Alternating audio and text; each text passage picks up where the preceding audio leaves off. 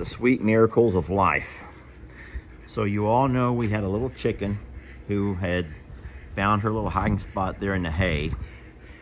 And you'll all be happy to see that today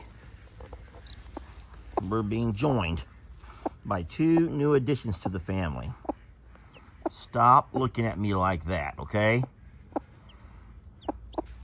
I know you guys, I know that I can say some really mean things about chickens, but that's only when they're adults. I actually really like little chickens. I like chicks, okay?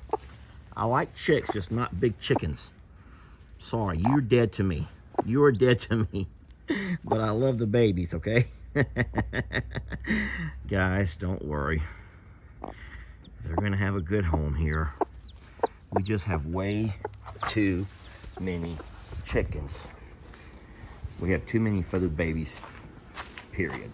I do think that it's a powerful statement that Mother Nature can find a way, even despite a drought, a severe drought, not just a regular old, it's just a summertime drought. No, even despite this extreme, I think they're calling it an extreme drought. And the fact that we've had this heat wave of 100+ degree temperatures.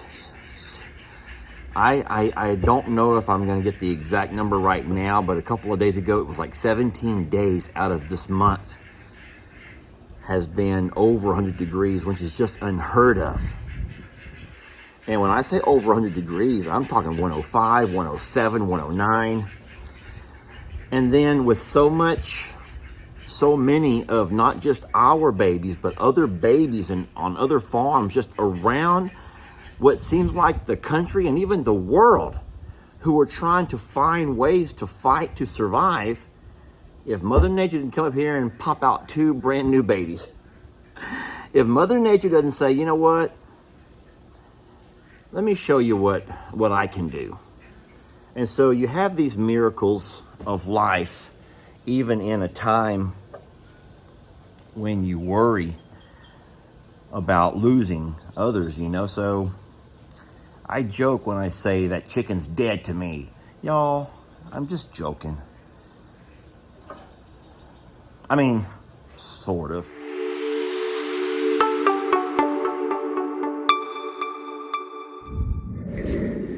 All right, so we did buy 33, they call them square bales of hay. This is alfalfa. This here comes all the way out of Arizona. And we were able to find it at only $33 a bale. And I say only 33. I was actually surprised we got it for that price. It seems to be really good hay. All of the babies over at Longhorn Lester's and here at I'm a Survivor seem to be doing fine with it. We're going to park our trailer here in the barn so we can still work around it. We're going to leave it on the trailer for now. I don't think that we'll need the trailer anytime soon. I hope not. But if we do, we can simply just unload it right there where it's at.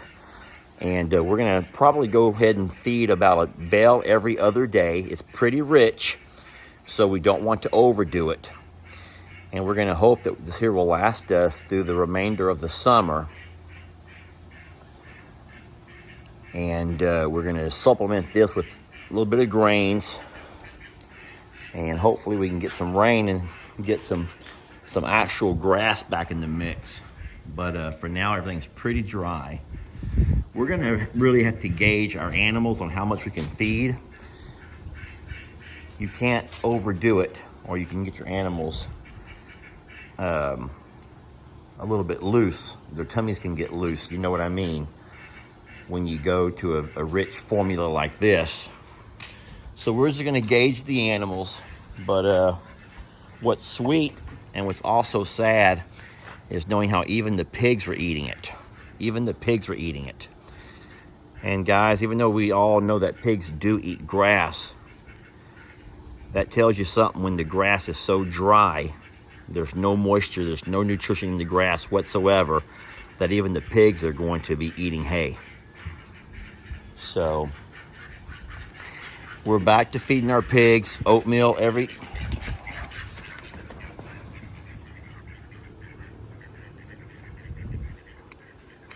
God help me!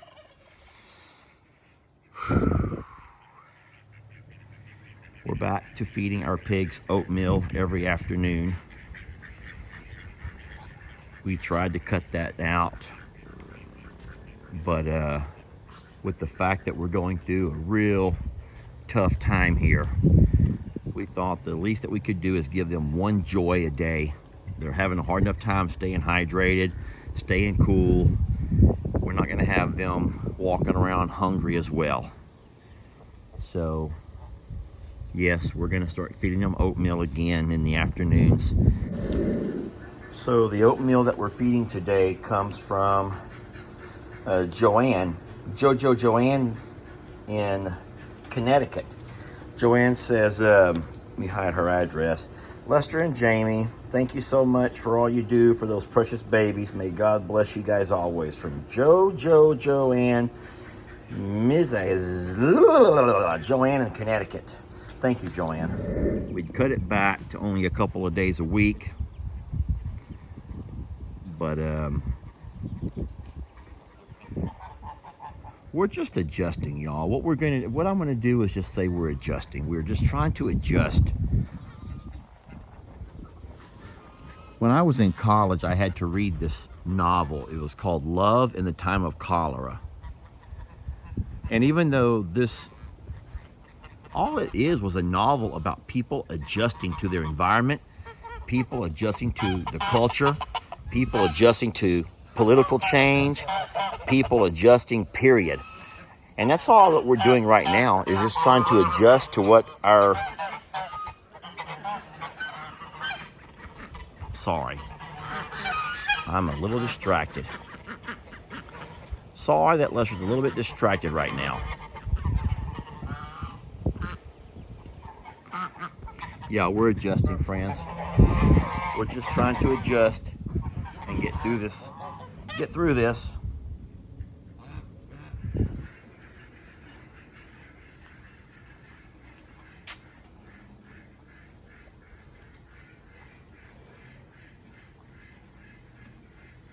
Everyone seems to be good with the alfalfa hay except for our sweet Annabelle.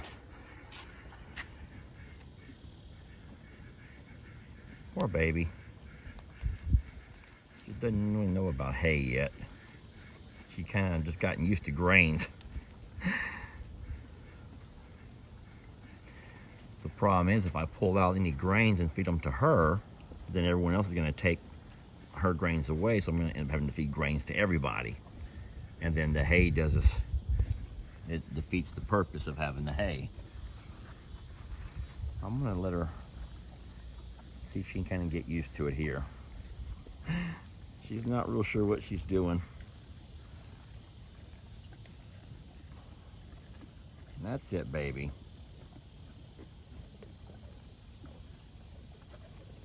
There you go.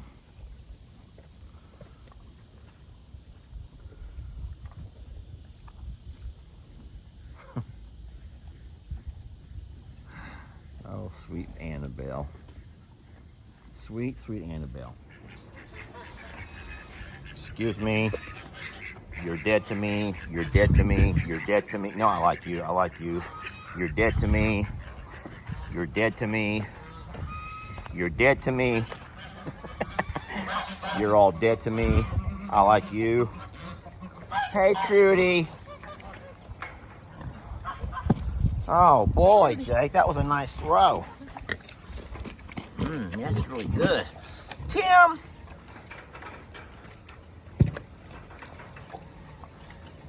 There's going to be one for all of you.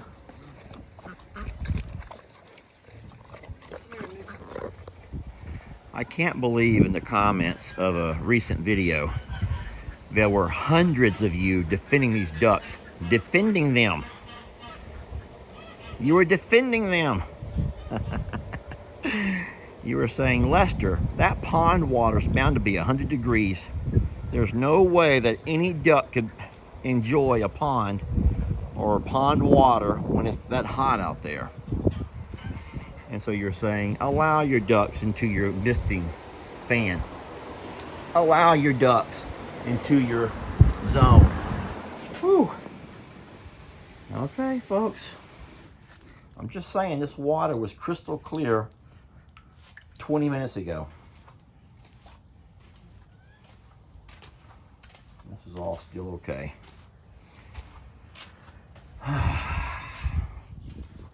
Love in the time of cholera.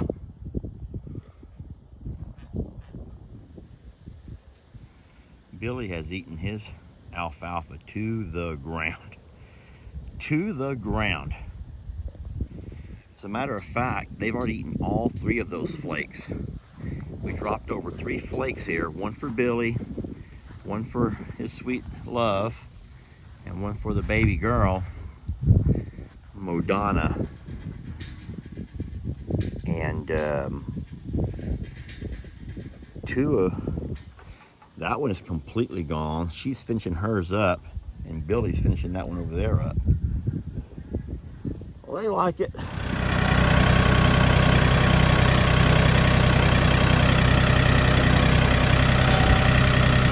give them 2 flakes? 2 flakes apiece? No, baby, that's half a flake. I knew it, Oh, whoa. Yeah, so throw 2 flakes out total, I think. There's some really neat stuff in this. Did you see this up close? I have not. Look. It's getting all over you, though. I don't care. I don't know if you can see that. Look at these like spiral things that are growing. There's clover. There's definitely there's purple flowers in it. I wonder what really, like, what makes up? Does alfalfa have purple flowers? So I don't really know. I thought alfalfa was just alfalfa, but you're right. There's a whole combo of green stuff in there. But what's important, I think, is what's happening right there. Yeah. Because your animals will be your biggest test of if it's what they need or not. And when they go to it like that and just go into it, there you go, Ernie. That's what we need. And the same thing's happening on the other side of the barn with Billy. Really? Yeah, Moo, and the only Everybody one. else likes it. All the horses, of course, love it. The same way over at Longhorn Lester's. The only problem is our little Annabelle is not real keen on it. I think that she wants grains, so she might still be too young to just have a thing for hay. You think? It could be, or that she grain is a treat for her because Moo runs her off from it all the time. Yeah, that's true. So we should be aware that the fellow said this is going to be about 20% richer than any of your grains you're feeding them. Oh, wow. So he says, don't be surprised if they're a little bit loose for the next couple of days, and they'll adjust. So I also understand that must come from the fiber that's in it then. Yeah. So probably. the fiber is a big digestive aid and is very important for fuel for them right now as well. They appear to be really pleased with this. Yeah. You did something right, Jamie. Oh my gosh, look at Trudy's back. Annie, don't do it. You don't boy. need to be that way, Annie. Trudy likes green hay too. Oh snap. I heard it. She's working it up. Newton, I wouldn't do that. You're gonna get it in the face. Like, you can come here, but go around. When's the last time that you saw Annie eating like that and defending her food? Right. Newt, you can have somebody. Oh, I gotta get you. No, babe, he don't need any green hay. Well, I don't know. Trudy's eating some. So this hay comes. Into the bathroom spot. This hay comes all the way from Arizona, which is shocking to us to know that. We can't get any rain here in Texas, but Arizona's getting enough rain to produce their alfalfa, and they're shipping it to Texas. So thank you, Arizona. Look at her go after this. And look.